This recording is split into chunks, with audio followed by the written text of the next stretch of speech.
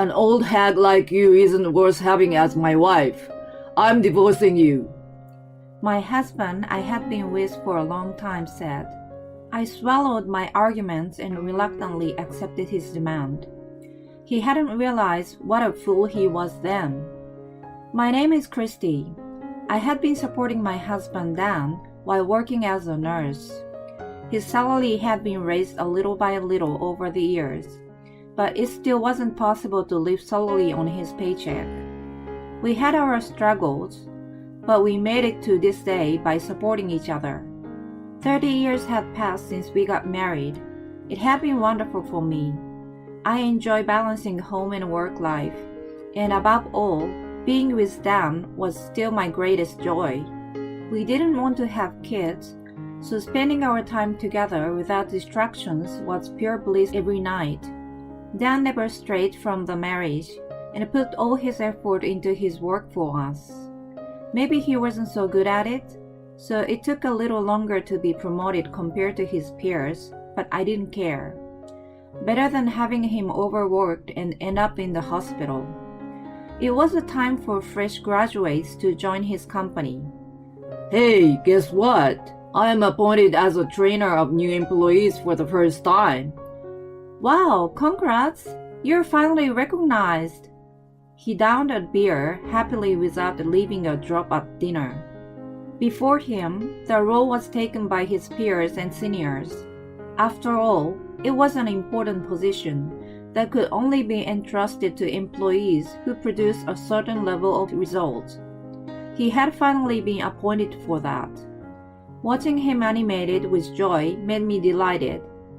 "Maybe I will get a raise if I do well and put more effort into my other job too." "Don't push yourself too hard." I took a real drink myself as I nudged an elated Dan. I had no doubt about us continuing to have a happy life forever, even though there was no promise for the future.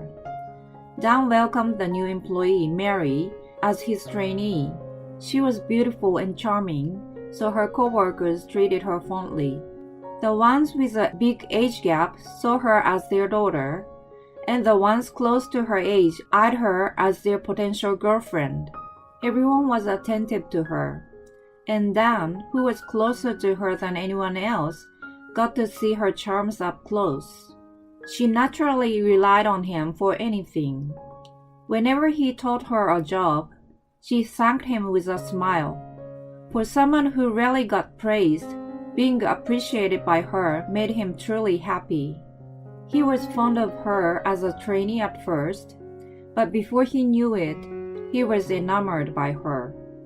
Eventually, he started to mention her at home. I could sense a strange intimacy in his words, even though he said she was a pain in the neck. I had been with him for so long that I had no intention to be suspicious and question him. I became more mature and wiser. I thought it was no big deal if a rare occasion of having a young and cute girl around delighted him. I get excited too when I see a good-looking guy, but it was only an attraction and nothing compared to love. I believe it was the same for Dan. I pushed my anxiety all the way to the back of my head, but his merry fever continued without a sign of coming down. On the contrary, it grew hotter and hotter. "Mary is a true beauty. It's not just because she's young. It must be her effort she puts into it. Maybe you will look better if you put more effort too." He started saying a terrible thing he had never done before. "Oh man, why haven't you done it? Mary would have taken the initiative. I guess she's very different from you after all." He compared me to her at every opportunity and sighed heavily. As you would think, I got a bad feeling. The hunch soon became a certainty. Please divorce me." When we were eating dinner, he said as if he was commenting on the weather. "You're okay being alone, right?" I was speechless, and he carried on. "Mary is so vulnerable. Compared to you, she needs me. I turn out to be a kind of a man someone can rely on. he joyfully said as he raised his left hand in front of my face and pointed to the wedding band the same as mine. Mary complimented me when she saw this. She said it was wonderful that I had been cherishing you for 30 years and admired me. Seeing him as cheery as a child, I could only feel sorry for him. Mary was talking about a guy who cherished me. She never mentioned a guy who divorces me for her. He was completely drowned in and blinded by the love not suited for his age. Wait, why don't you think about it a little more? I did, and this is my conclusion. You became an old hag anyway. You're not worth being my wife. I'm a man respected by such a young girl. He called me an old hag, and I wondered if he hadn't noticed the deep crow's feet around his smiling eyes, if he hadn't seen his receding hairline a year by year, and if he hadn't considered his far out of the fashion that made him look like an old-timer. Okay, if you say that much, but you won't regret it? Of course not. He nodded confidently and guzzled a beer like it was a celebration. It was so sudden and I couldn't think straight, so I asked him to give me some time. The next day, I decided to investigate the relationship between Dan and Mary and called a friend who also worked with them. I had been married for so long that I got to know some of his colleagues well. I never thought that I would use this friendship for something like this though. After briefing a friend over the phone, she made time to meet me. How have you been? You got some drama going on. I know, right? I'm so confused about this. I felt more embarrassed than anxious, but I asked her what she had seen and heard in the office. Honestly, everyone knows Dan is chasing after Mary. She rolled her eyes and smiled. He had never been depended on before. It must have gone straight to his head. He seems to be confused with the feeling of gratitude and love. Does Mary seem to feel the same toward him? Let me ask you instead, do you think so? A charming girl who everyone likes? I shook my head no. I haven't said a word to Dan, but she is aware of his feeling toward her. She was trying to find the right words, but gave up and let out a small sigh. How to say this? She says his approach is wearing her out. I forgot my anger for a moment and felt pity for him. I was right. Dan was drowning in self-satisfied love.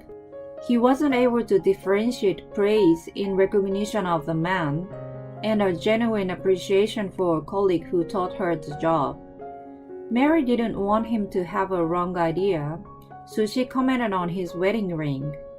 But I guess he took it the opposite of what she aimed for. He even showed off his bare ring finger in front of her. I'm so embarrassed for him. I fanned my face with a hand to cool off, but it was adamant just like Dan's self-satisfied love.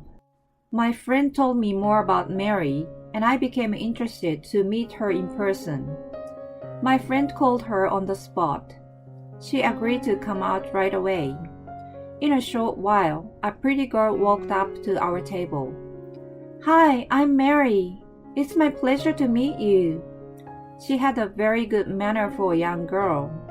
I thanked her for coming out and prompted her to sit across from me. I'm sorry to bother you out of the blue. As you already know, I'm Dan's wife. He has been a wonderful trainer to me. She smiled like an angel. It sounds like he has been giving you unwanted attention. She became a little awkward and nodded her head. He's very good at explaining the job, but he's an idiot. I apologize on behalf of him. Seeing her reaction, I had no doubt that he was nothing but a nuisance to her. I actually have a boyfriend. Oh, I didn't know. It seemed Dan never even checked if she was already in a relationship.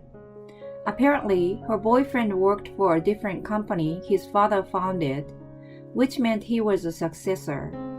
While he was in a training to be the future CEO, She refused to depend on him and held a job of her own to build a healthy relationship.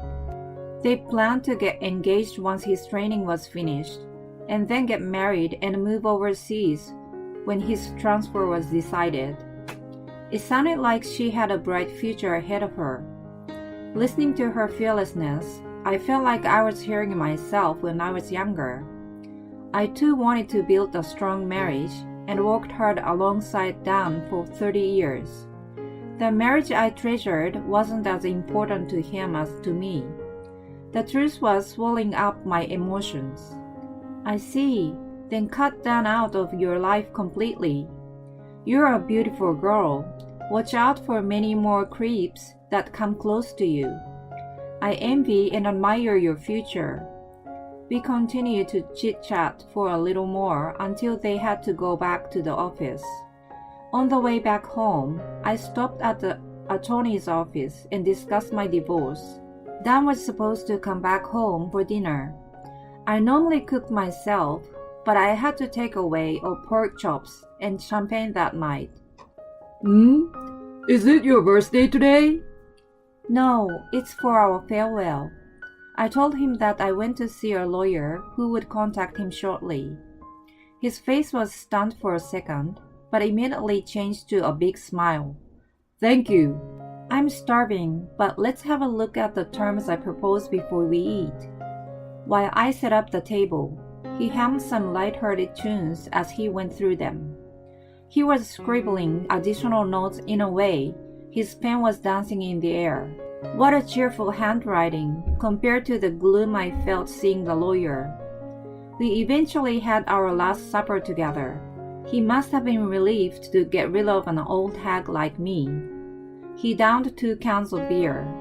I picked up the cans laying next to him, who was dozing off on the sofa, and brought them to the kitchen. Before dropping them in a bin, I crushed one of them as hard as I could with my hand, and then I dropped the deformed can into a bin.